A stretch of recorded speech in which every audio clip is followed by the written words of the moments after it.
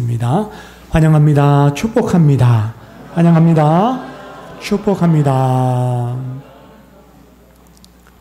기독교 학교 연구소 소장이고 또 장로의 신학대학교 기독교 교육학 교수님이신 박상진 교수님은 2019년 8월 교회 지도자들 세미나에서 이와 같이 말했습니다. 한국 교회가 학령 인구와 종교 인구가 감소되는 것, 이것은 큰 위기다 라고 말을 하면서 통계를 하나 이렇게 소개했습니다. 학령 인구를 보면 초등학교 학생이 10년 만에 31%가 줄어들었다는 거예요. 따라서 대한예수교 장로회 통합교단, 우리가 속한 교단이 장로교 통합측인데 이 통합교단의 교회학교 학생의 수는 41.9%나 감소했다라는 것입니다. 그러므로 다음 세대를 세우기 위한 대안을 마련하지 않으면 한국교회는 미래가 없다, 희망이 없다라는 것입니다. 그렇다고 한다면 우리가 다음 세대를 세우기 위해서 어떻게 해야 합니까? 오늘 이 질문에 대한 답변을 오늘 본문은 우리에게 제공해 주고 있습니다. 지난 시간 여호세바 역대하 22장 11절에 보면 여호사보앗이라고 하는 용감한 한 여인이 왕의 자손 요아스를 아달랴가 할머니가 손자들을 숙청하는데 그 가운데 살려내어서 성전 침실에 숨겨두었습니다. 요아스, 다윗 왕의 후손을 살렸습니다. 이제 요세바의 남편 여호야다 제사장이 역대하 23장 1절에 보면 용기를 내어 라는 말입니다. 용기를 내어.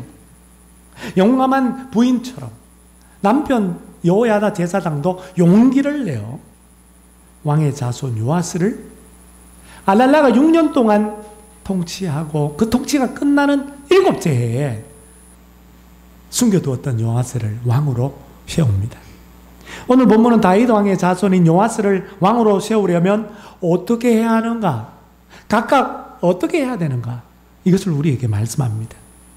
오늘 우리에게 적용해 볼까요? 왕의 자손은 누굽니까? 다음 세대입니다. 다음 세대. 그러므로 오늘 본 말씀은 우리에게 다음 세대를 하나님의 나라 일꾼으로, 하나님의 나라 역군으로 세우기 위하여 우리는 각각 어떻게 해야 되는가를 말씀해 주고 있습니다. 사랑하는 성도 여러분, 오늘 말씀을 통해서 이 말씀을 듣고 행함으로 말미암아 다음 세대를 하나님의 나라 역군으로 세우는 여호와스와 같은 우리 자녀들을 하나님의 나라 일꾼으로 세우는 일에 아름답게 쓰임받는 우리 모두, 우리 신강교회가 되시기를 주님의 이름으로 축복합니다. 어떻게 하면 다음 세대를 하나님 나라 일꾼으로 세울 수 있을까요? 첫째로 부모와 자녀를 하나님의 약속의 말씀으로 철저하게 양육해야 합니다. 아달랴가 왕자들을 죽이는 중에 요세바는 요아스라고 하는 1살 먹은 조카, 그리고 그 조카의 유모를 침실에 숨겨서 살렸습니다.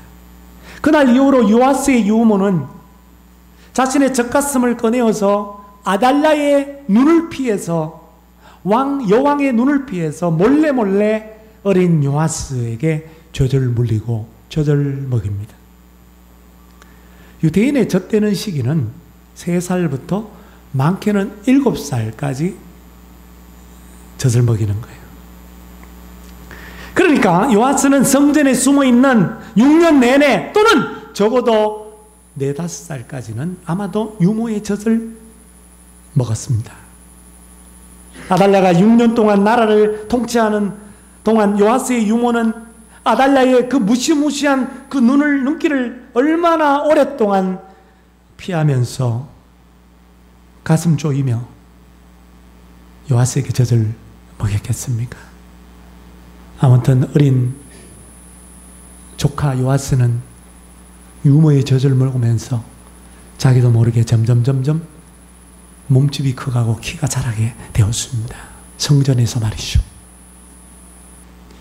요아스의 아버지 아하시아 왕은 외삼촌 병문안 왔다가 북이스라엘 왕과 함께 전쟁터에서 죽어버렸습니다.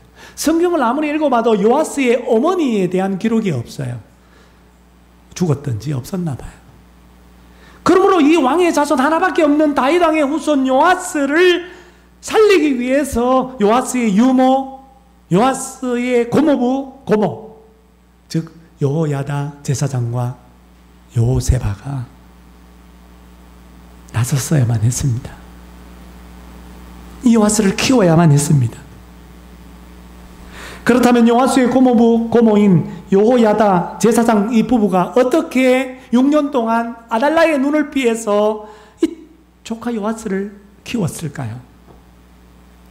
저는 제사장 여호야다 부부가 요아스를 조카를 철저하게 하나님의 약속의 말씀으로 양육했다고 믿습니다.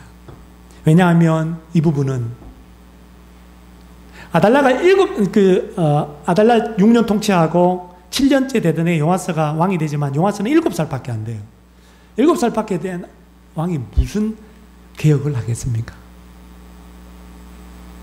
요아스가 자라기 전까지, 장성하기 전까지 여호야다가 실질적으로는 종교 개혁을, 영적인 개혁을 단행합니다. 얼마나 이 제사장의 부부의 믿음이 좋았는지 아세요? 아달라의 시푸른 눈이 여전히 살아있음에도 불구하고 요아스를 숨기고 요아스를 키우는 어마어마한 하나님의 일을 감당합니다. 여호야다 제사장이 아달랴 통치 7년째 되던 해에 요아스를 숨겨두었던 요아스를 왕으로 세우는 이 거사를 진행하는 과정 속에서 백성들에게 그 백성들을 설득시키는 내용을 보십시오. 여호야다 제사장의 말입니다. 역대하 23장 3절입니다. 제가 읽겠습니다. 여호야다가 무리에게 백성에게 이르되 여호와께서 다윗의 자손에 대하여 말씀하신 대로 왕자가 즉위하여야 할지니 왕자 요아스가 왕으로 등극해야 될 그 당위성에 대해서 그 정당성에 대해서 백성들을 설득시키는데 뭐라고 말했다고요? 하나님께서 다윗의 자손에 대하여 말씀하신 대로 하나님께서 다윗의 자손에 대하여 말씀하신 것이 뭡니까? 그것이 바로 지난 시간에 소개했던 사무엘하 7장에 하나님과 다윗이 맺었던 언약, 다윗 언약을 말합니다. 구체적으로 말하면 사무엘하 7장 12절에 내가 너의 몸에서 날 시, 다윗의 자손이죠. 다윗의 자손을 너의 뒤에 세워 그의 나라, 다윗의 나라를 견고케 하리라. 그러니까 하나님께서 다윗의 자손을 통해서 다윗의 나라를, 하나님의 나라를 세우고 견고하게 하겠다라고 하는 약속입니다. 이 하나님의 약속대로 요아스를 왕자가 이 왕자이지만 이 왕자를 이제 왕으로 세워야 한다. 여호야다는 백성들을 모아놓고 설교를 하면서 설득을 시킵니다. 이것을 보아도 여호야다 제사장이 얼마나 믿음이 좋은지 알 수 있습니다. 어린 요아스가 말귀를 알아들을 때부터, 아마 말귀를 알아듣지 못하는 그때부터, 1살 때부터 계속 요아스 귀에다 대놓고 유모는 저절 밀리고 있지만 그 옆에서 고모부 제사장이 뭐라고 말했겠어요? 하나님의 약속이 있어.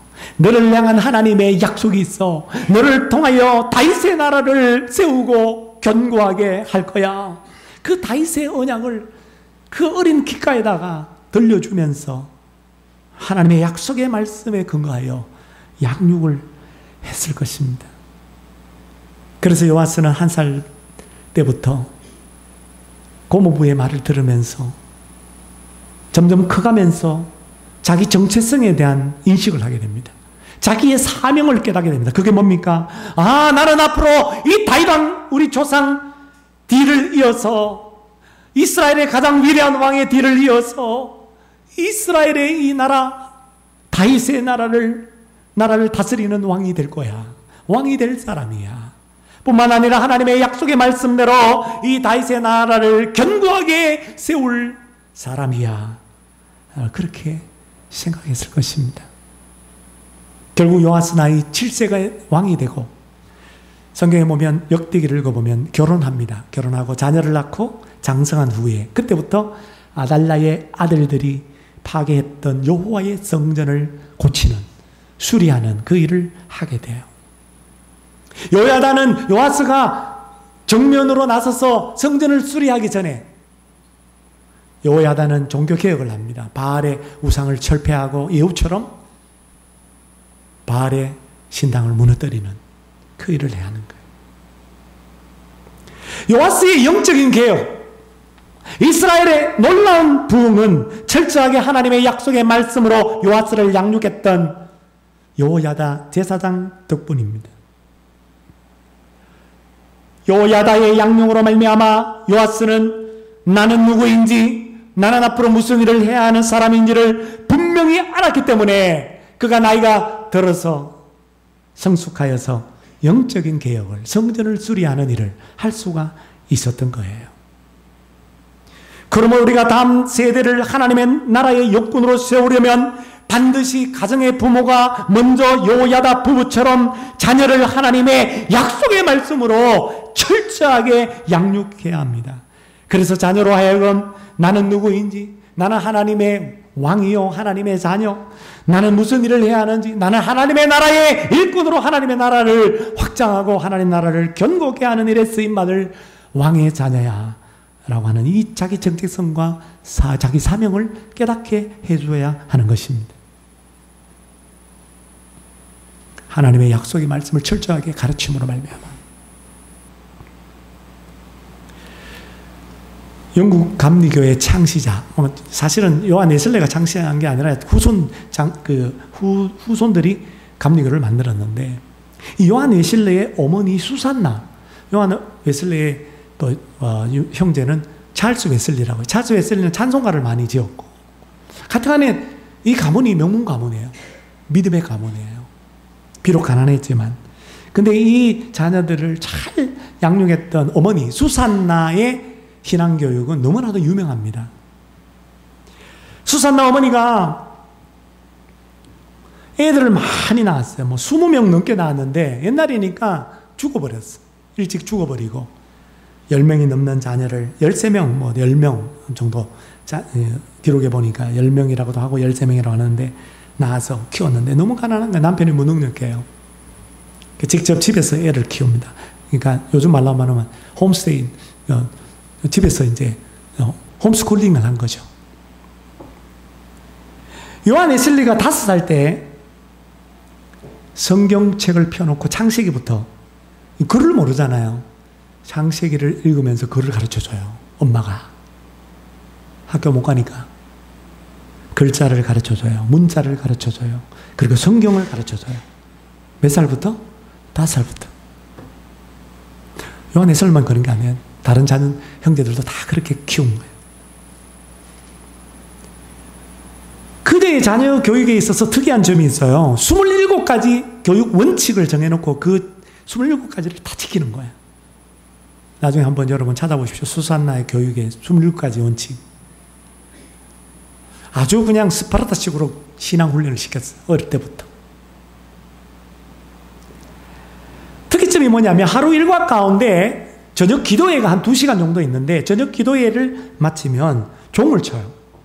땡땡땡 종을 쳐. 그러면 자녀들이 다 10명이 넘는 자녀들이 몰려와 엄마 앞에 모이는데 그 각각 자기들이 올라가야 되는 계단 같은 거 층계가 있어요. 그 위에 다 올라가요.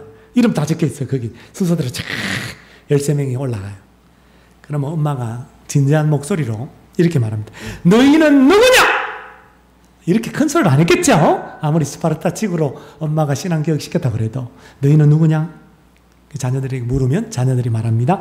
나는 위대한 하나님의 사람입니다. 계속해서 묻습니다. 위대한 하나님의 사람이 지금 무엇을 하고 있느냐? 나는 하나님과 함께 위대한 역사를 창조하고 있습니다. 그 일을 누가 시켰느냐?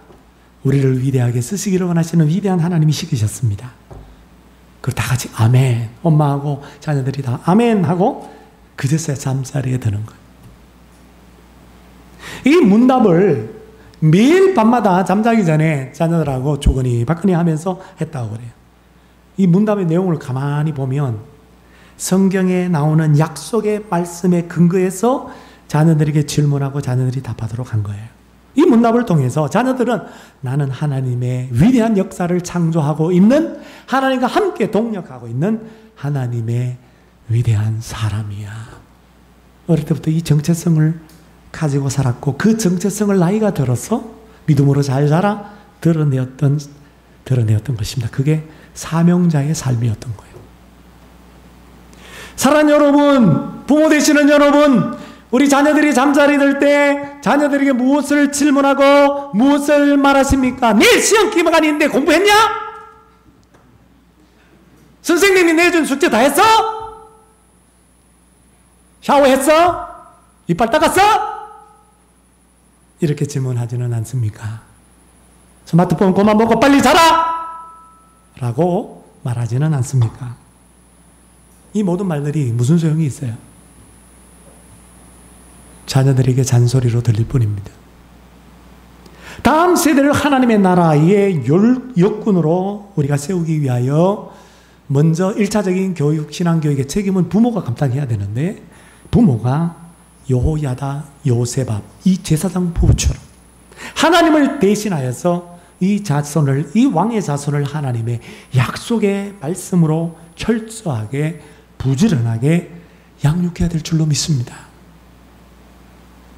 두 번째, 하나님의 나라, 마지막 하나님 나라 역군으로 우리 다음 세대를 세우려면 모든 성도들이, 교회에 있는 모든 성도들이 모든 것을 투자하여서 다음 세대를 세우는 일에 동참해야 합니다. 제사장 여호야다가 조카 요아스를 왕으로 세우기 위해서 가리 사람 호위병의 백부장들을 불러서 그들의 부대로 하여금 5부대로 나누어서 왕궁과 성전을 지킴으로 요아스를 지키도록 했습니다. 명령을 내렸습니다. 이 백부장들은 역대하 23장 1절에 의하면 이름이 나와요. 5명의 이름이 나와요. 요로함의 아들 아사라, 이스마엘, 오벳의 아들 아사라, 마아세야, 엘리사밧. 그러니까 5명이 100명을 군대를 거두는 지휘자가 아니니까 백부장 아닙니까? 그러니까 이 백부장들이 그 부대 가운데 3개의 부대는 비번으로 안식일 날 왕궁으로 들어가서 왕궁을 지키는 일을 하고, 나머지 2 부대는 안식일 날 교대를 내서 성전에 들어가서 당번으로 성전을 지키면서 성전에 숨어 있었잖아요. 그죠? 요아스가 그 요아스를 지키는 일을 하게 되었습니다. 그러자 백부장들이 어떻게 해요? 백부장들이 9절 말씀처럼 제사장 여호야다의 모든 명령대로 행하였습니다. 그러자 여호야다 제사장은 성전에 있는 보관하고 있었던 다윗의 창과 다윗의 방패를 백부장들에게 줍니다. 백부장들은 다윗의 창과 방패를 가지고 주의관으로서 자신의 부하들과 함께 맡은 바 왕을 지키는 임무를 수행합니다. 그리고 호위병들, 경비병들이죠. 이 경비병들은 각각 자기의 무기를 손에 잡고 성전 우편에서 좌편까지 서서 왕을, 요아스를 지킵니다. 그리고 요아야다는 이제 하나님의 때가 되어서 요아스 왕자를 불러내어서 왕관을 씌우고 율법책을 주고, 신명기에 의하면, 신명기 16장입니까? 이스라엘의 왕들은 율법책을 복사해서 옆에 두고 읽으라 그랬습니다. 그래서 율법책을 주고 기름을 부어서 남유다의 왕으로 삼았습니다. 그러자 백성들이, 무리들이라고 나오는데, 이 백성들이, 설득당한 백성들이 왕이 기름 부음 받는 것을 보고 박수를 치고 왕만세! 왕만세! 왕만세라고 그렇게 기뻐하며 축복합니다. 여러분, 요아스 왕자 한 사람을 남유다의 왕으로 세우기 위해서 많은 사람들이 동원됩니다. 제사장이 제사장대로, 백부장들은 백부장대로, 호위병들은 호위병대로, 무리는 무리대로 각각 자기들이 맡은 역할을 감당하고 있는 것을 봅니다. 그렇습니다, 여러분. 다음 세대를 세우는 것은요, 목회자인 저 혼자 할 수 없습니다. 우리 교회에 속한 모든 성도들이 다 함께 각각의 임무를, 역할을 감당할 때 다음 세대를 하나님 나라 일꾼으로 세울 수 있습니다. 제사장은 요아스를 왕으로 세우는 그 거사를 주동했고, 백부장들과 호위병들은 제사장의 명령대로 순종해서 왕을 지키는 일을 감당했고, 요아스가 왕으로 세워지자 백성들은 박수치면서 즐거워하고 왕의 만세를 외치면서 왕의 갈 길에 대해서 축복해주는 그 일을 각각 감당했습니다. 다음 세대를 하나님 나라 역군으로 세우려면 다음 세대를 세우는 일에 목회자뿐만 아니라 모든 성도들이 다 동참해야 될 줄로 믿습니다. 목회자는 제사장처럼 다음 세대를 위하여 말씀과 기도로 잘 양육해야 될 것이고, 우리 교회에 속한 모든 중직자들은 백부장들처럼 다윗의 창과 방패를 가지고 다음 세대를 사탄의 공격으로부터, 이 세속의 물결로부터 순결한 주님의 신부로 지켜야 할 것이고, 모든 성도들은 여기 호위병처럼 각각의 자기의 무기를 잡고 다음 세대를 세상의 술과 마약과 쾌락과 음란의 영으로부터, 세속주의적인 가치관으로부터 지켜보아야 하는 것입니다. 다음 세대를 지킬 수 있는 무기, 다윗의 창과 방패, 각각이 손에 잡고 있는 무기가 뭡니까? 하나님의 말씀과 기도입니다. 뿐만 아니라 각각 여러분들이 하나님으로부터 받은 성령의 은사, 하나님께서 맡겨주신 모든 것들, 여러분의 재능, 달란트, 여러분의 시간, 여러분의 건강, 여러분의 물질, 다 하나님 거죠. 이 모든 것 등이 다 무기가 될 수 있습니다. 이 모든 무기를 다 투자하여서 다음 세대를 이 세상으로부터 지키고 사탄의 세력으로부터 보호하고, 그리고 하나님 나라 일꾼으로 세우는 일에 참여해야 하는 것입니다. 그리고 백성들처럼 다음 세대가 하나님 나라 역군으로 세워지는 모습을 보고 박수치면서 하나님의 나라 역군으로 자라가는 모습, 미래리 자라는 다음 세대를 보면서 함께 기뻐하고, 다음 세대가 하나님 나라 일꾼이 되어가는 그 모습을 보고 만세 만세 축복해주고 그들의 앞날에 빛이 비치도록 그렇게 기도해주는 그런 일들을 우리가 감당해야 될 줄로 믿습니다. 그동안 신앙교육을 과거에 우리 부모님들은 교회학교, 주일학교 선생님들에게 맡겨놨어. 자기는 아버지, 엄마로서 자녀들 가정에서 신앙교육은 안 하고 주일날 교회 보내놓고 신앙교육 될 줄 알았어. 옛날에는 그게 가능했어. 무디 목사님 주일학교 선생님 누구예요? 킴볼 여사. 킴볼인 킴볼. 이 킴볼은 주일학교 안 나오는 무디를 찾아갔어. 일하는 곳으로 찾아갔어. 복음을 전하고, 오늘날 그 무디 목사가 있게 한 사람이 바로 주일학교 선생님 킴볼입니다. 이런 간증들, 이런 예들은 미국뿐만 아니라 우리나라에도 많습니다. 저도 주일학교 선생님 기억나는 선생님이 있어요. 야외 소풍을 갔는데 도시락을 싸가지 못한 저에게 선생님이 김밥을 싸서 저한테 나눠주셨어. 제 동생에게 줬어. 이용처럼 머리가 뽀글뽀글뽀글한 그런, 그 당시에 유행이죠.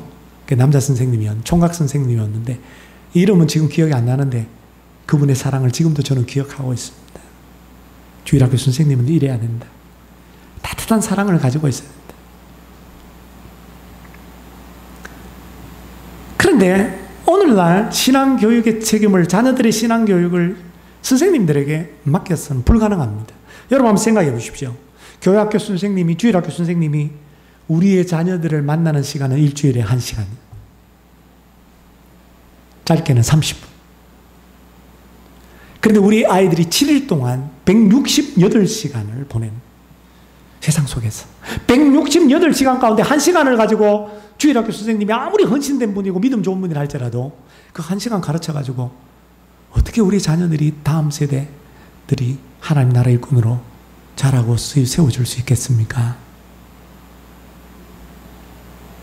그러므로 다음 세대를 하나님 나라 일꾼으로 세우는 일을 교회학교 교사들만 해서는 안 됩니다. 가정의 부모들이 1차적으로 자녀 신앙교육의 주체가 되어야 되고, 첫 번째 대지처럼.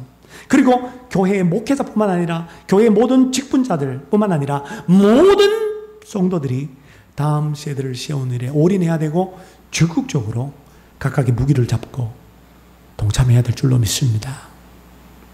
그래서 서두에 소개했던 기독교 학교 연구소 소장인 장신대 박상진 교수님은 하나의 제안을 했습니다. 다음 세대를 세울 수 있는 방법으로 성경 속의 신앙교육의 모델을 하나 찾았는데 그것을 바탕으로 유바디 교육 목회를 해야 된다라고 제안을 했습니다. 유니게, 바울, 디모데. 어머니 유모 유니게가 가정에서 디모데 아들을 양육한 것처럼 영적인 스승 바울이 디모데를 영적으로 낳은 아들로 그렇게 양육한 것처럼 가정과 교회, 부모와 교회 학교 교사가 하나가 되어서 다음 세대를 세우라고 하는 목회입니다. 그러니까 목회 전체가 교육 목회가 돼야 된다. 다음 세대를 지향하는 목회여야 된다라는 것입니다. 교회와 가정이 함께 연계될 뿐만 아니라 학업까지 연결된 가운데 다음 세대의 숫자만 증가시키는 것이 목표가 아니라 하나님 나라의 일꾼으로 우리 다음 세대가 자랄 수 있도록 그 양성하는 목회가 이루어져야 된다는 거예요. 그래서 교회와 가정, 학교, 우리 학교까지 포함해야 돼. 학교, 교회와 가정뿐만 아니라 학교까지 통합하는 교육 목회를 해야 된다는 것입니다. 사랑하는 여러분, 모두 다 가정의 유니게와 교회의 바울이 되셔서 다음 세대를 세우는 이 일에 나의 모든 것을 드리시기를 바랍니다. 여러분의 각각의 무기를 사용할 수 있기를 바랍니다. 저와 여러분의 무기가 뭡니까? 하나님께서 많은 거 주셨어요. 성령의 은사를 주시고 달란트를 주시고 시간을 주시고 건강을 주시고 물질을 주셨어요. 이 모든 무기를 여러분 잘 아는 그것들을 무기로 각각 손에 잡고 다음 세대 우리 자녀들을 세상과 사탄의 공격으로부터 지켜내시기를 바랍니다.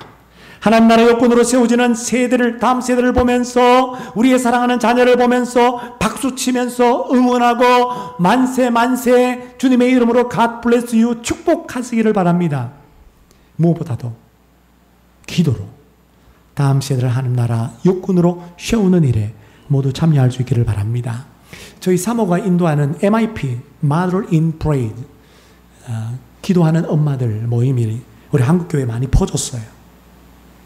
이 기도하는 엄마들 모임에서는 뭘 하냐면 어제 저녁에도 밤늦게까지 1시간 반 동안 우리 여자 권사님 또 집사님하고 이렇게 나눔을 하고 기도하고 왔는데